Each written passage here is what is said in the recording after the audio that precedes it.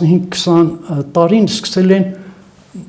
մալինա եւ մալինկուտ բառերն օգտագործել։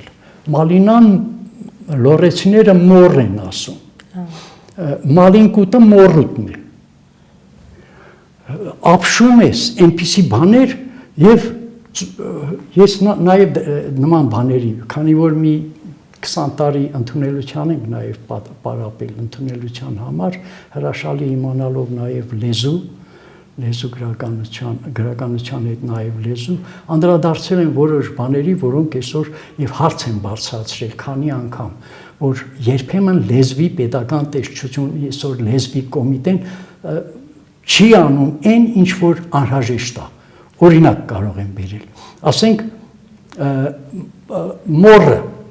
ինչու չեն օգտագործում մորը։ Անվանում են գիտեք ինչ, ազնվամորի։ Ազն բառն է, ահոդակապ, չէ, ազն, մորի, 3-4, երբ որ մի բառով, ինչպես մոշը, սևը, այնպես էլ մորին, իսկ այն բանը մորը, այն բառերը, որոնք արմատական են, սրանք վաղնջական ժամանակներից են գալիս, իսկ գրական հայերենը հարստանում է բարբառների հաշվին։ Մենք օգտագործում ենք հղի բառը, օրինակ, չէ՞։ Հղի բառը օգտագործում ենք այն հրաշալի այդ կնոջ աստվածատուր երեխա պարգևելու երևույթը հղի մի տեսակ կոկորդային խորխային այդ բանից եկող ղն մի տեսակ խանգարում է նաև պայծառություն տալուն, երբ որ մենք ունենք բարբառներում ծոցվոր բառը, ծոցվոր։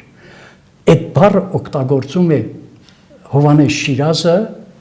Հրանտ Մաթևոսյանը, թող ծոցվորվեն հայոց արտ ու դաշտերը, Շիրազն է օգտագործում։ Ծոցվոր բառը ծ-ի եւ ց-ի ալիտերացիան պայծառություն է հաղորդում։ Ճիշտ է։ Այո։ Իհարկե։ Բանը հղին, իսկ հղին ի ուղի բառն է։ Արցախցիները այսպես են ասում, գնամ մորքուրիս աղջկան հղեկցեմ կամ։ Ուղեկցել բառն է։ Հղին ի ուղին է։ Ին յուղի, հետո յեն դառնում է հ Յակոբ Հակոբ, ում դուրս է գալի հղի։